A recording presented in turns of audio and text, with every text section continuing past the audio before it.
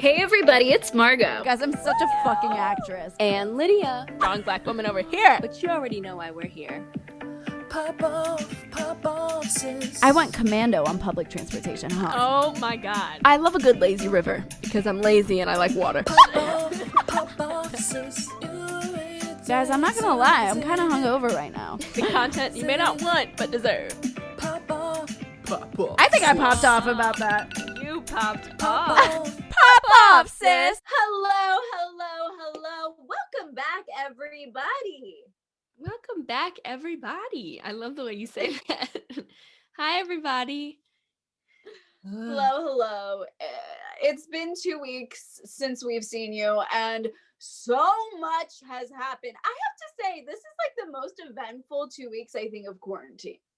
I would have to agree. Yeah. And definitely in the pop culture world. We got a lot to dive into.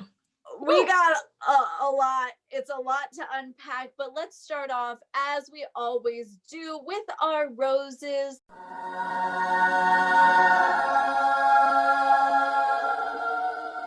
Lydia, take it away. Oh, you want me to go first? Okay, well, it's been a rough day. We had a little thing called a Ravens versus Bills playoff game on Saturday night. And, I was thinking I'm going to sit here and just talk about my sadness. But then I thought, no, I'm going to turn it into a rose and say, although the Ravens season came to an end Saturday night, it was not their best performance. They did not score a touchdown, and our BFF Justin Tucker missed 2 field goals, but it's fine because the wind was crazy and we still love him always. I'm going to turn that into a rose and say we had a wonderful, fun season. The football season was like one of the only things to really look forward to in 2020, and I loved bringing Margot the latest tea about the latest game and what Lamar Jackson did and all things like that. So yeah, my rose is that I'm thankful for the Ravens and for how much joy they bring us here in Baltimore, and praying that Lamar Jackson gets better because he did suffer a concussion in the game. He's okay. Oh my God.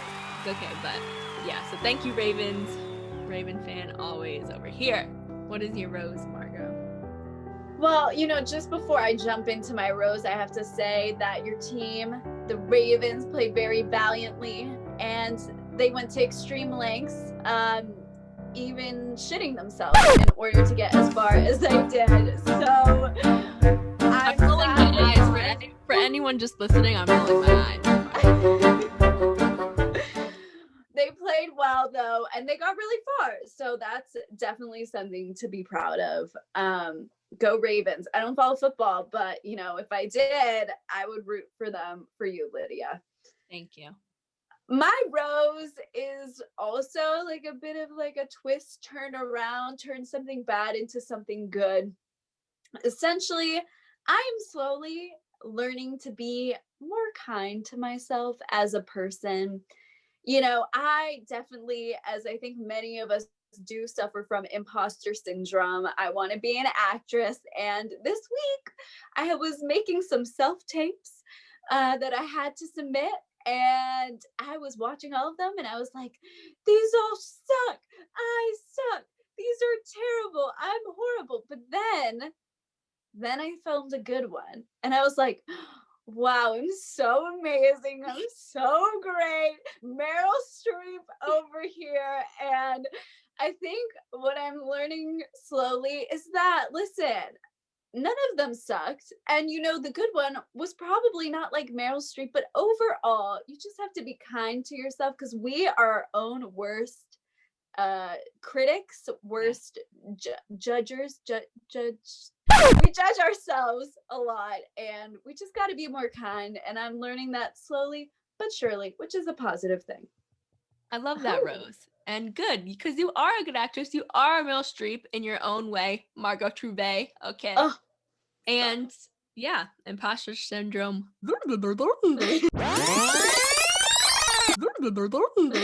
Imposter syndrome is a real thing. So good for you for acknowledging it. Ooh, Margot, we got a lot. we wanted to just mention this first and foremost because it was the biggest thing to happen in the past 2 weeks. As probably all of you know, the Capitol was stormed. And although we could talk about that, I feel like there's just an endless news cycle covering that. It is depressing, and we just wanted to talk about much more lighthearted pop culture things, like Armie Hammer maybe being a cannibal. So that's what we're gonna do, and we hope you're cool with that. Yeah, let's get into it. We, all that serious stuff is definitely on our minds, and we want everyone to be safe, especially this upcoming week, but we just want to keep it a little lighter. So, yes, Armie Hammer. Okay, I feel like, Margot, you need to preface with the fact that you love him. Like, pre all this, you are a stan, so like this is a lot for you. Listen, Armie Hammer is one of the most beautiful men I have ever laid my eyes on. In fact, dare I say, he is sheer perfection when it comes to his face, his sculpt, his build. He is quite marvelous to stare at. Good eye candy.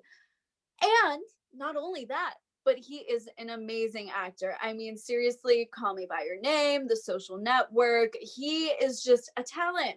And I kept thinking, oh, wow, he's going to really be our generation's, Tom Hanks, or just a really, really celebrated actor who is very talented. So this news that is coming out, I have to say, is quite heartbreaking. I'm losing a celebrity crush, and that is always hard to come to terms with, but I don't want to support a cannibal. So I just can't love him anymore, unfortunately.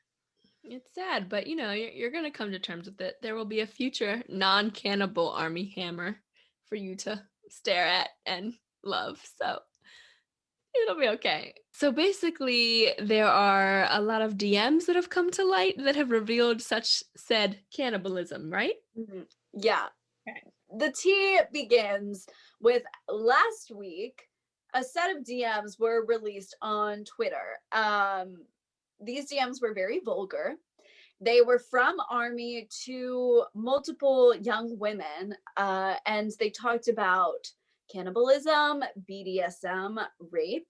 I'm going to read snippets, so trigger warning here that those topics will be included. Armie Hammer, in one of his DMs, sent this to a young woman.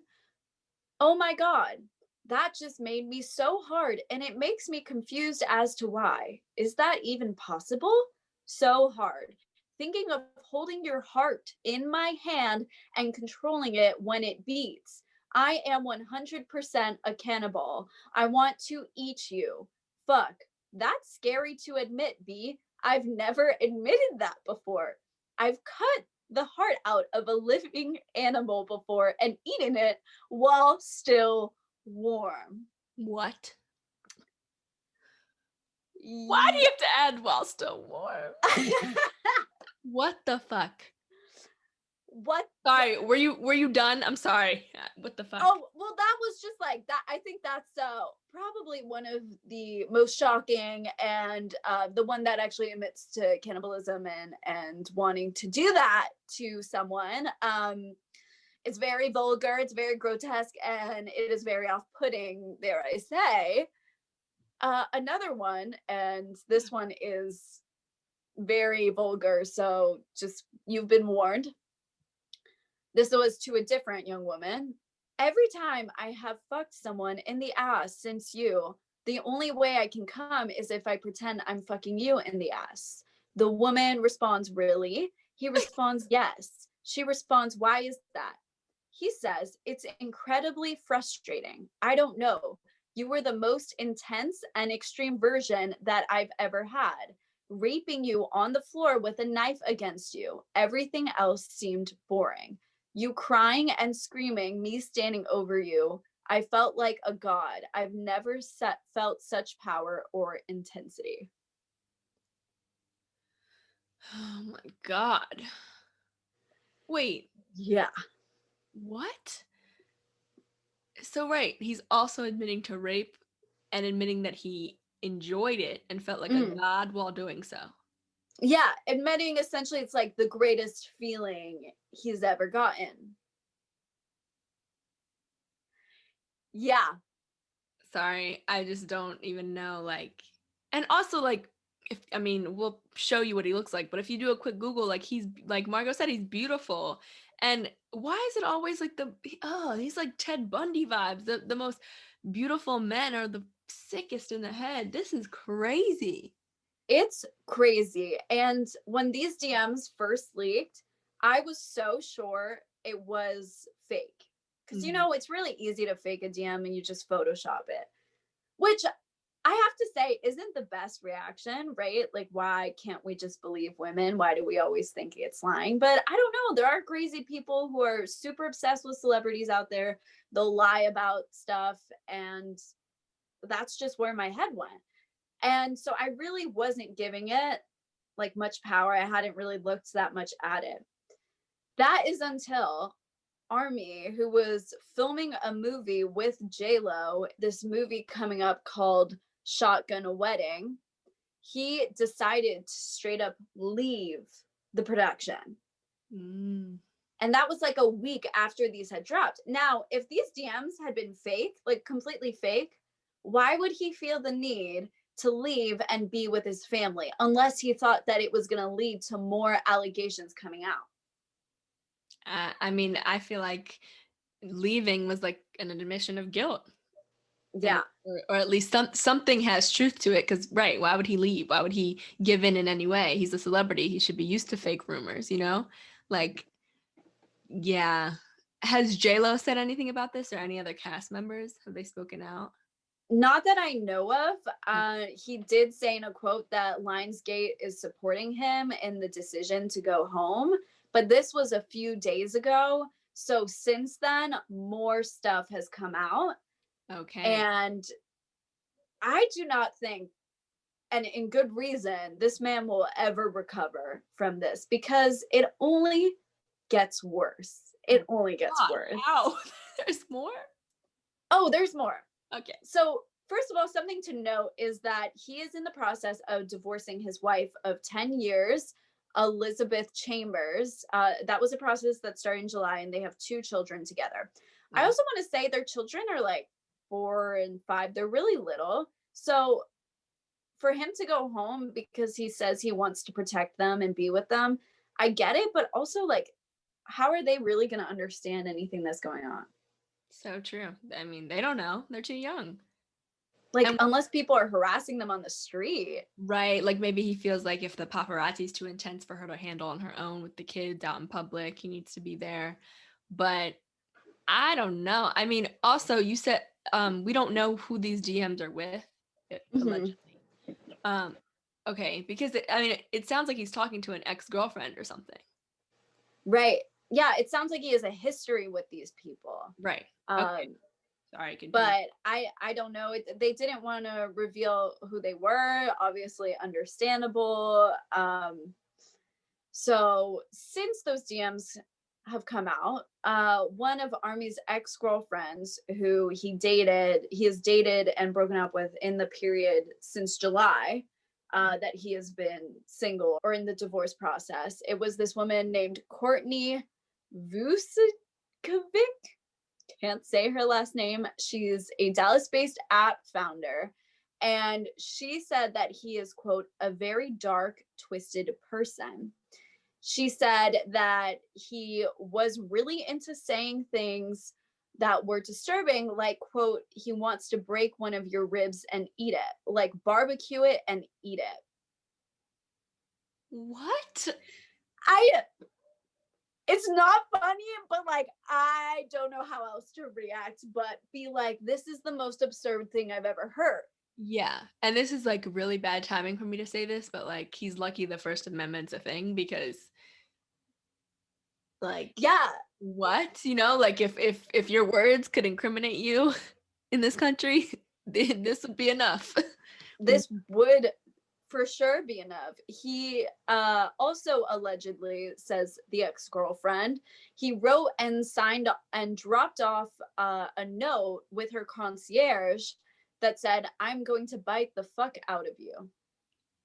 I'm sorry. I don't know if it's the way you're reading it or what, but it's like all I can do is laugh because this is crazy. What? Okay. Yep. And that's not all. Not all. His private Instagram, dare I say, his Finsta, was discovered. You know, your fake Instagram that you like to talk about crazy stories or your emotional traumas with your few friends. Armie took a different approach to his Finsta. What's it called? What's it called? At El Destructo 86. Oh, wow. Okay. Just as weird as it should be. Oh, yeah. He has 14 followers. And all of the stuff that's been uncovered from his private Instagram account has been about his obsession with drugs. So he took a picture and quoted it, "When you realize they don't test for DMT on drug tests," like excited that that was not going to be a thing. He posted a picture of his court-ordered drug test that he was going to have to take while shooting the movie that could be at any time during the week. They could subject him to a drug test. This was ordered after his ex-wife asked for it to be. And he quoted that picture, "All negative bitches. My body is a finely tuned toxicant processing unit." Then he said, "To be fair, I had THC and benzos in my piss, but who doesn't?" He is just like embodying the phrase Hollywood is weird. Cause what? And last but not least, one of his Who doesn't have benzos, right? In your system? Always. I mean, I do. Duh. Every day. Every day. Of course. Like you're weird. Like you can't sit with us if you don't. I mean, it's in my morning coffee, my benzos, obviously. Okay, I'm sorry. Last but not least, continue, please. Oh, well, it's not quite as shocking, but he also captioned one of his pictures, "Divorce is fun. Not as fun as drugs, but what is?" Yeah, he needs to get in a meeting. He needs a sponsor. He needs something stat. He needs like a lot of meetings. You know what I mean? It's not just one thing. It's like alcoholism, narcotics, psychedelics, sex addiction, probably, like rape. I don't know what you do for that one. Cannibalism. I don't know if there's a support group for cannibalism. There must be. But he needs to be in all of those. And then if he actually rapes someone, he also needs to be in jail. So right. How about all of those meetings occur from his jail cell, maybe? Yeah. Wow. I mean, I think my first reaction was similar to yours in that I think I probably would have thought the DMs were fake. Like you said, it's very easy to do, but all the actions he took following that do not add up. This divorce happening kind of simultaneously doesn't add up. Even this whole imagery of him leaving the movie on his own terms, you know, stuff in Hollywood is shady and it's a business at the end of the day. Who knows? His publicist or manager or someone could have worked out a deal with Lionsgate, the production company or the film company, and said, "We'll let you say you're leaving on your own terms and we'll let the public believe that," but really he had no choice, you know? Yeah. So we don't know that kind of stuff, but all signs are pointing to guilty in my opinion. Yeah, it's not a good look. And I mean, again, someone could be faking the private Instagram account, but the stuff is so weird that it almost feels like not fakeable. You know, like who would come up with that? Like who would say like, "Oh, I'm going to make Armie Hammer's fake Instagram and he's going to be addicted to DMT." You know, like right.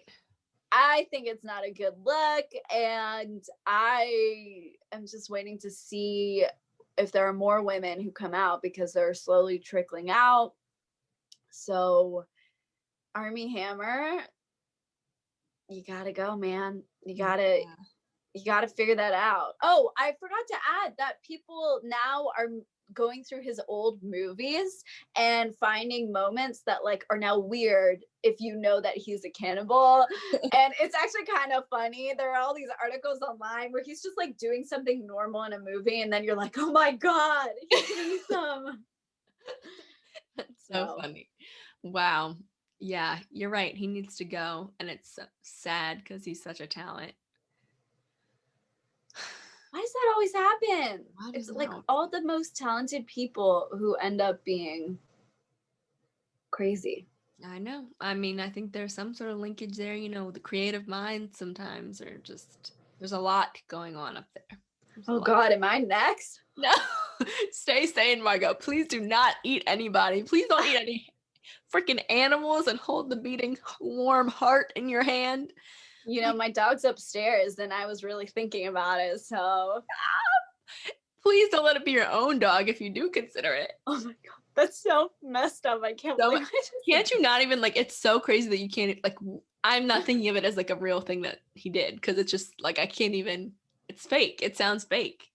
I feel like the only thing that excuses cannibalism is like if you're on like a deserted island and you're dying and like, you know, someone like dies and then you eat them to like stay alive.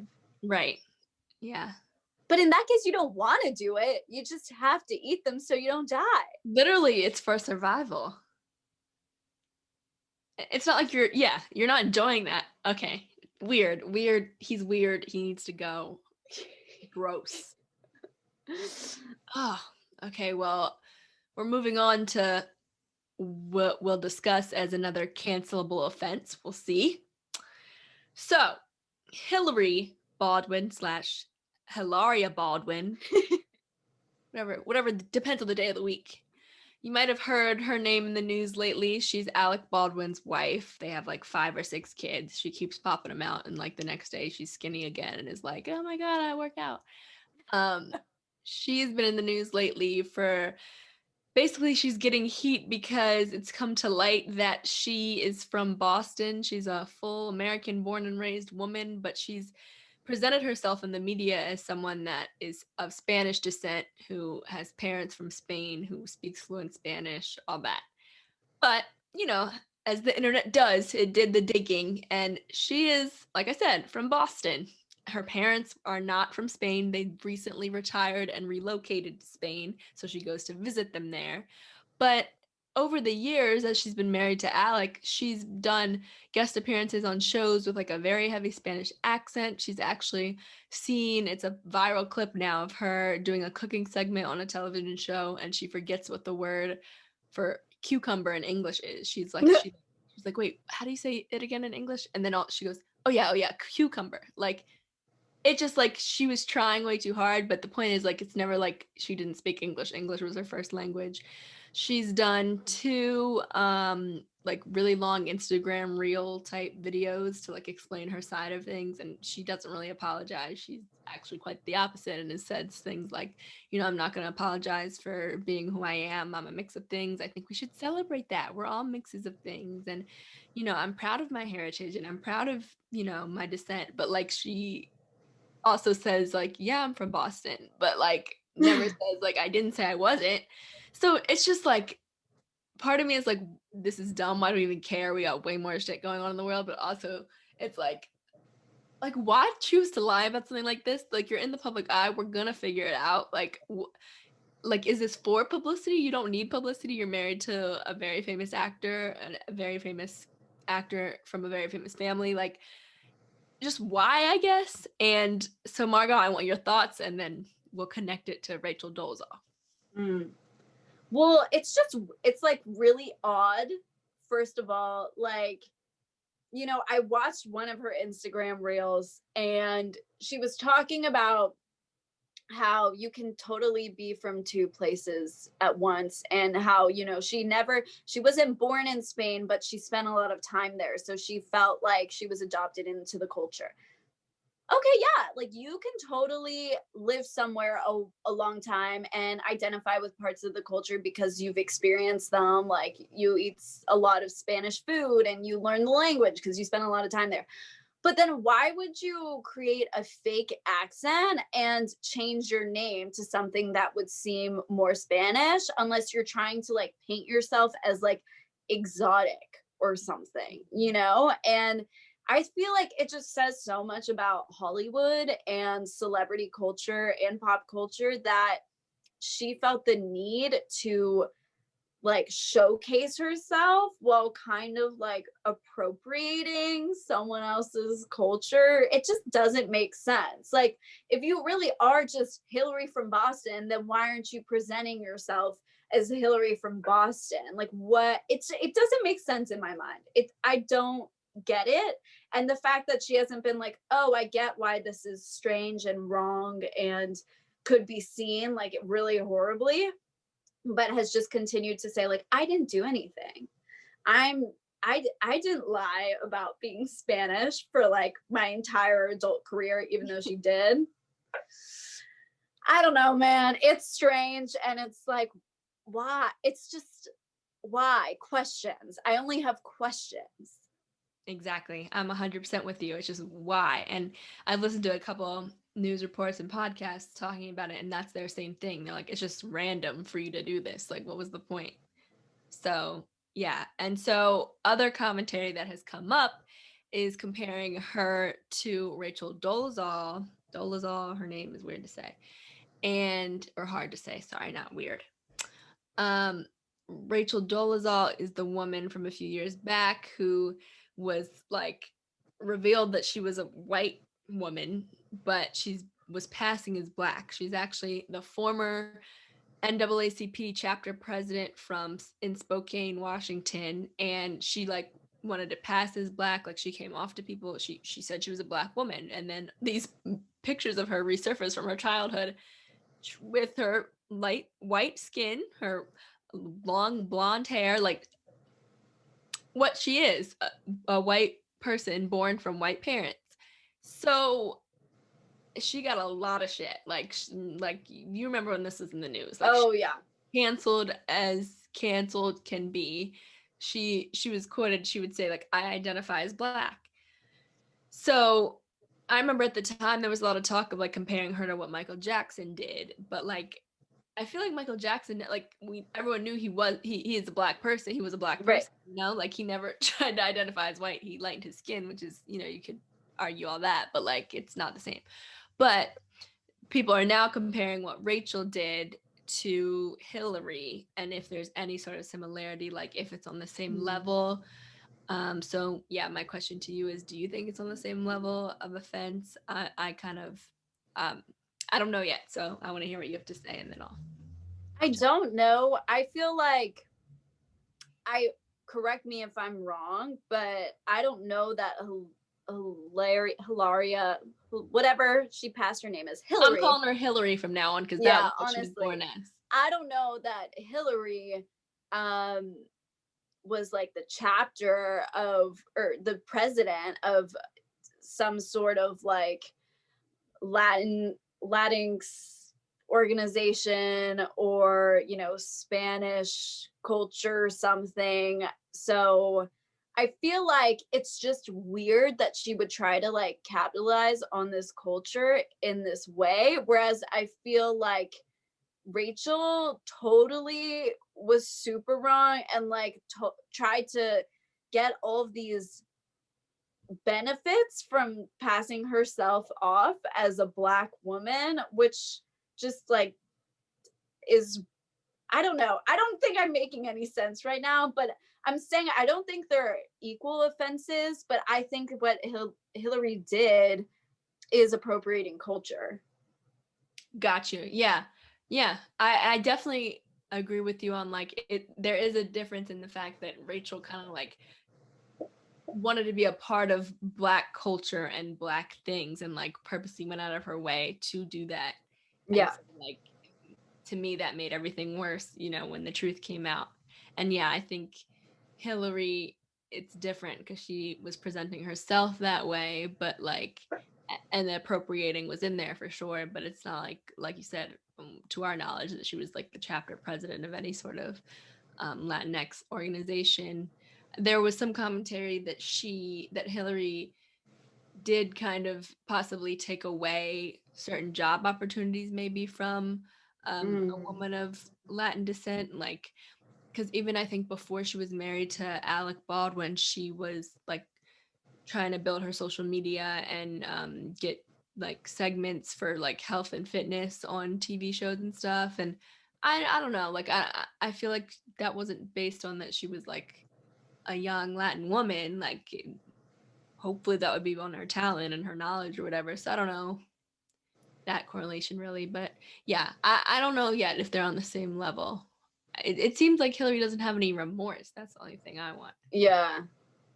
Well, it definitely feels though like she went into this industry, you know, social media or influencers, whatever you want to call it, and she came in with this branding because she thought it would get her like more attention, which in that case, thinking about it like that, I do think that that is really wrong. It's trying to say like, oh, I'm not even really a part of this culture, but like I want to use it to build my brand so that I seem like different, or, you know, but then I'm not like enduring any of the oppression that people have against minorities or the biases, or I don't know.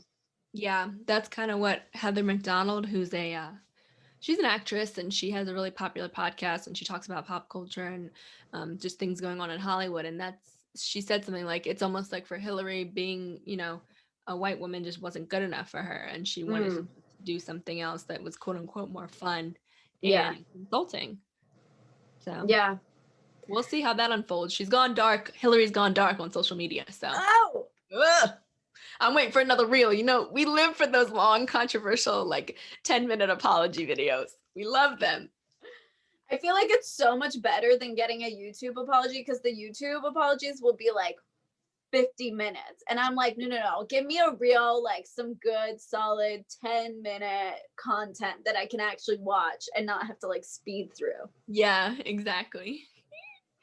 So let's move on to some Hollywood relationships, shall we? That was a lot of Oh, we shall. Okay. Well, you just gotta, Mario, you gotta tell the Popsters how you wrote this in our notes, because it fits the theme. So Kim and Kanye call it quits, but I wrote call with a K and quits with a K. Oh, juicy. Kris Jenner would be proud. So proud. You're doing amazing, sweetie. Oh, thank you. I mean, expected, honestly. I'm surprised it took so long to happen. Obviously Kanye has not been well lately and has like said some very personal things very publicly without Kim's consent, it seemed like. Yeah, I mean, I'm not really shocked. I just hope they both, you know, like get away from each other and live happier lives. Yep, agreed. I think that's what it boils down to. Not a shocker. I don't know why I'm still like, bless you. Thank you. Ooh, a little allergy moment. But I was gonna say, I don't know why I still am like, I gotta wait for it to truly be announced until I truly believe it. Like, I don't know why. Because yes, they're gonna get divorced, but I don't know. It's a long time coming. There were reports that the slavery was a choice comment that he made was like the nail in the coffin for Kim, as well as his presidential run. And remember that rant video when he talked about they were gonna possibly have an abortion with North when she was pregnant with North? That was like, Kim was pissed that he talked about that, as one would be. Very personal moment there, along with so many other things. He's unwell. Kanye is unwell, and he has been for a while. And, you know, it's not like they need money, you know, that they will be fine in that department. Oh, yes. You know, I hope he gets the help he needs. I hope he still has a relationship with his kids, because that's important, as long as he's, you know, able to do so in a safe way. Kim is Kim K. She's gonna be fine. Like, what is this? Marriage number 3? Is it? Wait, I didn't know that. I thought her first marriage was the one that only lasted like 90 days or whatever. Kris Humphries. Yeah. Hey, the guy that sounds like a dog when he like He like sounds literally like a dog. Anyway, no. So that was number 2. So this is marriage number 3. And it was Kanye, thought power couple would last forever. And I have to say, like, there was part of me that was wondering, is it a publicity stunt? But it didn't blow, like, it wasn't received the same way a normal Kim K, Kris Jenner publicity stunt is put out. So I don't know. I feel like it could be just real. I don't think they're getting along well right now. And have you ever seen their house? The very minimalistic like compound that they have. It's like so creepy. It's like one couch and like huge hallways. Yeah, no, it's too much. I don't even like it, right? I would not want to live in that. And maybe that's what she decided, because it's definitely his style and not hers. And it feels like living in a psych ward. Yes, it is. So like all the nude, and it's like there's just like huge tables and like chairs randomly, but it's like a hall. It's like a museum, like a creepy museum or something. Yeah, there's no doors on any of the rooms. There's no door for a bathroom. Oh, that's creepy. What do you do when you're a guest? You just hope no one comes in, I guess. What if he's like creepy and has like security cameras literally everywhere? Like, but someone did bring that up. They were like just about Kim's style. Like, how her style changed a lot once they got together, and he was really controlling about what she wore. And she used to wear lots of colors and like experimented. And now everything's baggy sweatpants and a bra in nude or black. Yeah, it's true. She probably didn't like it. So she'll build her own mansion, Oh, she will. full of color. And what is this tea about Harry Styles and his new woman? Guys, many hearts were broken last weekend when pictures were released of Olivia Wilde and Harry Styles attending a wedding together, holding hands, and then another picture was released of them hanging out in Santa Barbara or somewhere in California. I don't know. They all blend together for me. They were recently working on the movie Don't Worry, Darling together, which Olivia directed and Harry starred in. But at the time, she was still married to her husband, Jason Sudeikis, who apparently, upon learning that Olivia and Harry are now dating, has been just heartbroken, because he thought apparently that he could win her back. They were very recently divorced. I believe it was over the summer. So he is heartbroken. And I have to say, girls and guys and they and thems around the nation are certainly heartbroken too, because it's Harry Styles and he's steamy, and it's Olivia Wilde and she's steamy and so talented. And poor Jason, who's just like our comedy king, is perhaps going to show up in some dramas in order to emotionally release from this trauma. I'm right there with Jason because I love Harry. He is so steamy, like you said. And I feel like he makes his way around the farm, or whatever the kids are saying these days about dating a lot of different people. That's not it. I was trying to think of that. What is that phrase? Like, he gets around, they get around. I don't know. But I do not know, but I do not think he's been getting around the farm. He's been picking up them hay bales and moving them all around. The farm is the first thing that came to mind.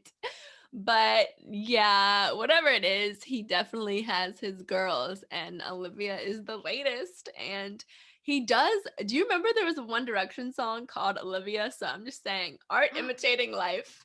I love you, I love you, I love you, I love Olivia.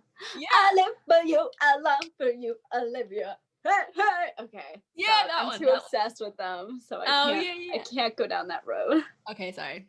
But yeah, I'm sad. I feel you, Jason, because Harry's off the market. I kind of like them, though. You do? I think it's kind of cute. What's the age gap? Ooh, I don't know. It's definitely got to be like a decade, you think? Yeah. Let me look right now. I was thinking like at least 10 years. Oh my God, I think I hit the nail on the head. He is 26 and she is 36. Wow, you were spot on. Yes. Oh, wow. Okay. All right. Yeah, that's honestly fine, especially in Hollywood. It's not a big deal. I just think, I don't know. Okay, this is going to sound so dumb, but I've seen Olivia in a play. She was on Broadway in 1984, a couple years ago, and I saw her, and she was so good. And I just feel like they would vibe well. I don't know why. I know nothing about her. I saw her play a character, but I just was like, I feel like I could see it.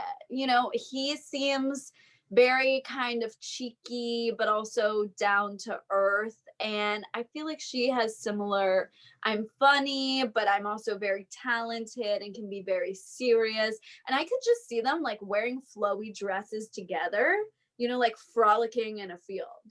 Oh, okay. I can picture that. You're right. I see that too. It's Bachelor time. Roses falling everywhere. Okay. Unless you've been living under a reality TV rock, you know that Matt James's season of The Bachelor premiered 2 weeks ago. 2 episodes have aired so far. I have to say already, this is so much more entertaining than Claire's season. It is juicy. It is full of drama. And Lydia, what are you thinking so far? Are you enjoying? Is it making you want to stay in Bachelor Nation? It is for sure. You know, started out with that drama-filled Bachelorette season, and this is my first Bachelor season. Loving it so far. I mean, down to the whole drama about how Claire and Tayshia got that La Quinta resort in California, wherever, and Matt James got himself a Nemacolin mansion. Yeah. In the north, beautiful fall leaves falling everywhere. It's fine. We love it. Okay. Yeah. No, I'm enjoying it so far. These girls are wild. We'll get into that in a second. Yeah, I mean, I love Matt's vibe. I think that he is a mama's boy at heart, so we love to see that. He's not bad to look at. Let me just say, insert shower scenes in every single show I watch ever, please, because woo, just his body. Talk about a build. Woo. Oh, he's steamy. But yeah, I mean, I don't know. I don't want to jump around. I don't know where you want to go first with this, because I'm just okay. I just have to say with Matt, and like when he walked in for the first time, like after everyone greeted him. Wait. Okay, sorry guys. I'm all over the place because all of a sudden I like jumped to like all the different things that the girls did to like make a first impression when they got a like, remember the girl she had goat on her feet or something? What did she have? Like, yes. She walks up, I'm the goat. That's cringing. But you know, all those girls were pissed. They were like, that bitch, the one that had the rack and she had all the different dresses on it and she was just doing laundry. You know, they were like, this bitch is smart. That was a good idea. Yes. That was clever. The one that rolled up in a pickup truck. Okay, sorry. So I jumped around, but I was gonna say about Matt, how when he first greeted all them in the room together, like Chris was already in there and Matt walked in and he did the prayer to just like embark on this journey and just have a moment to reflect and call God. Like, yes, he did that. Oh, he did that. And let me just say, Matt is maybe the most likable Bachelor I have seen in years. Wow. Obviously, he's saying all the right things, but also I think he's getting a fantastic edit. I think they are really making him look so desirable, which I think he is. Like, he gives me good vibes all around. Because with Peter a few seasons ago, they just really struggled making him likable. But I'm loving him. I think a good place to start is with this debate that I just keep having with myself every episode, every single minute that she is on screen. Is Queen Victoria faking her bitchiness, her oddness, her snarkiness, or not? Do you think that she came on? Because here's what you have to know about The Bachelor. 90% of these women are coming on here just so they can become Instagram famous, so they can get brand deals, so they can move into the influencer industry. Do you think that she came in with the intention of making herself the villain so that she would be noticeable, so that they would keep her, so they could create a storyline. Do you think she's doing it on purpose, or do you think she's just crazy? I like could barely get through you even asking that because she bothers me so much. I okay, at first I thought that's how she was. But if you do some digging now on her Instagram, she's gotten herself a little bit of face work, a little lip filler. She's like she changed her appearance a little bit and like comes across, at least from her stories and stuff, as like a normal human being. So I personally think it is an act. I think she's trying to make a name for herself as like the one that stood out and the annoying one that isn't gonna make it, obviously, but like, you know, people are talking about her. So yeah, I think it's an act, especially in this past episode, like the drama she created with that girl. Like I wanted to throw my TV on the ground and stomp on it because like she literally made shit up that didn't happen and lied to Matt about it, and I just wanted to hit her. Like, and I'm not a violent person at all, and I would probably lose the fight, but I'd take it because like she just no. I think it's I hope, I pray that it's an act because she's ridiculous. Queen Victoria. Literally, like, you know how it says under their name, like their occupation and where they're from? She Yeah. put like princess or something, right? Or queen. Like she didn't say what her job was. She probably didn't have one. God, They always do that for people who are like unemployed, but to not write like unemployed. Oh, well, I appreciate that. I appreciate not making you feel bad about not having a job. But okay, do you think it's an act? I don't. Okay. So at first, I was like, of course, it's clearly an act, especially if she comes out night one acting this way, because like she clearly just wants to stay. Right. But then there were a few moments when she was like talking to Matt or talking to some of the other girls where her eyes were just the craziest crazy eyes that I was like, I don't think you can fake crazy eyes like that. Like, I don't, but it does feel like an act, but I think maybe it's an embellished act. So it's like part of it is true, but she's just making it bigger and larger than she normally acts. But I have to say, watching her kiss Matt is the funniest thing ever, because so clearly he's being forced to keep her there from production. Yes. And when she goes in for the kiss, he's like every time he's like not into it. It's like these tiny little pecks. They're like little woodpeckers like going in for it. And it's just hilarious. It's pure entertainment. It's pure entertainment. Pure entertainment. You know the producers are like, she can't go home. I'm sorry. Like, we got to keep the ratings high. Oh, but every rose ceremony, I'm like, show her the door, please. But he can't. But you're right. I could see it being just an embellished version of her. You know, you hear that narrative all the time that, you know, when cameras are around, you play everything up. Things are just bigger. You just, you know, you want to make good TV. But it's like, you know, she's not going to be the next Bachelorette either. Her personality just, she'll never get any further than this show. So no, she will. Because Bachelor like, in Paradise. Oh, see, these are things you need to teach me because I don't know. Oh, so she could be on that. Bachelor. Like always the craziest, the biggest talks of the season that aren't likable enough to be like the Bachelor or the Bachelorette always end up on Bachelor in Paradise. Oh, so will that come next? Like, is that? Yeah. Like, then they'll start over again with a Bachelorette after it goes during the summer is Bachelor in Paradise. They film in Mexico. It's always in Mexico? Mm-hmm. Whoa. So it's all the losers that get together. And that is like so drama filled because it's kind of like Love Island and they're all just like getting drunk. It's all these like sexy people together. So it's full of drama. Ooh, okay, so except Queen Victoria, summer 2021, getting lit. She'll be stepping on those beaches, maybe with the crown still on her head. Yeah. She's just so annoying. Okay, what else?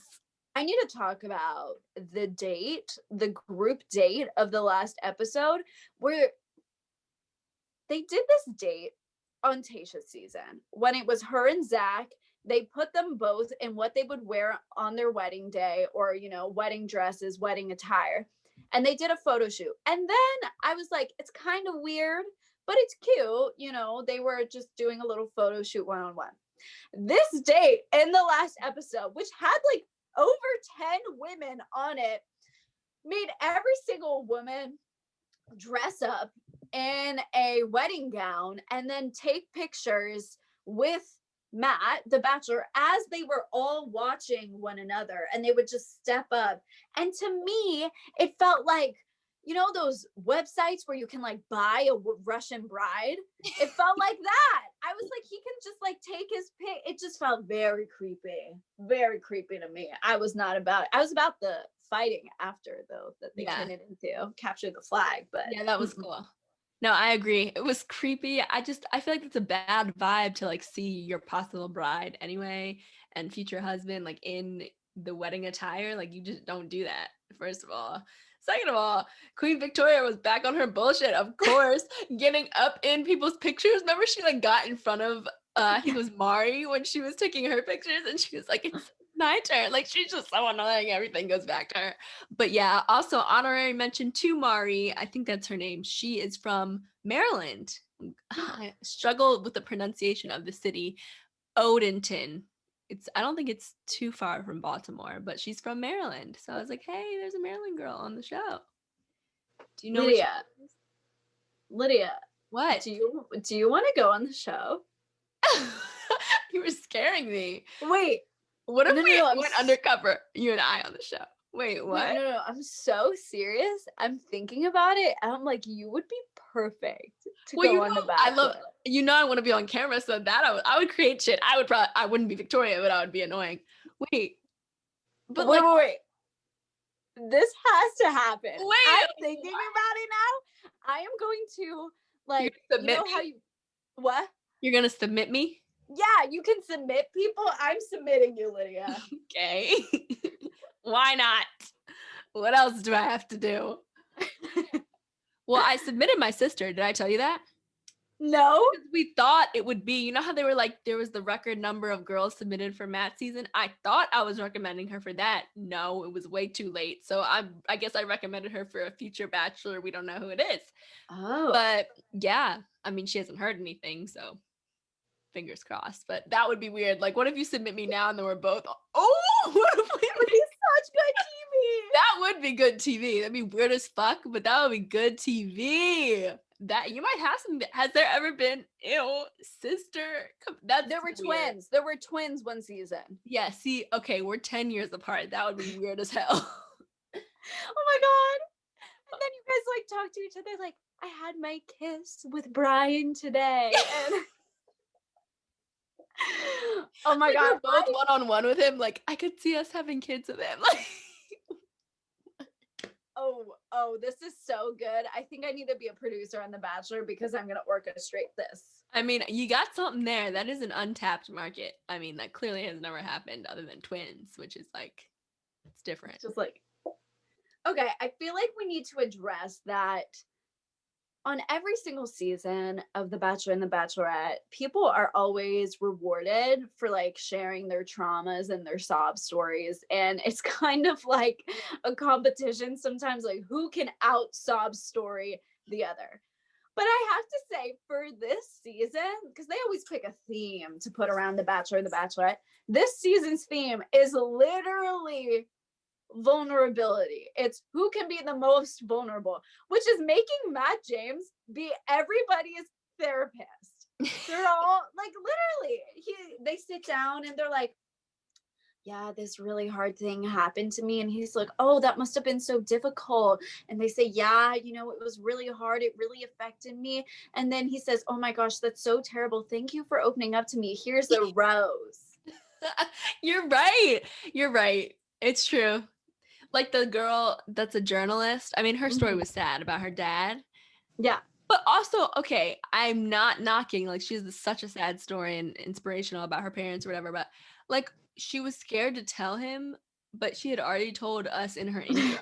Like, the world knew, but she just couldn't say it to Matt, your future husband. He's gonna know. But you're right, vulnerability is the name of the game. But also, like, in a way, though, it does go back to you were saying how you think is one of the most likable bachelors, because he does seem genuine to me, and like his nervousness and like his wanting to, find the love of his life and be impressive and all that. Like, I believe him when he says what he says, Yeah. Oh, the little hot tub scene with, I don't know her name, but the girl that got the one-on-one Bree? date, Bree, and that hot tub scene. Oh, yeah. I would like you to give us our first quote of the day. I would be honored.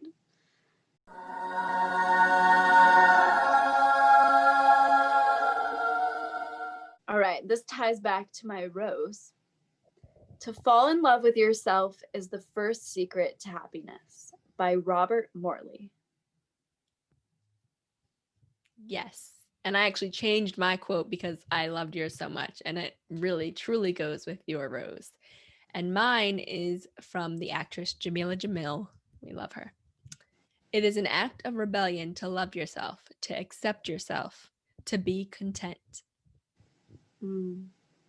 Love yourselves, guys. Do it. Love yourself. Well, it's been a journey. It's been a ride. And here we are at the end of yet another episode.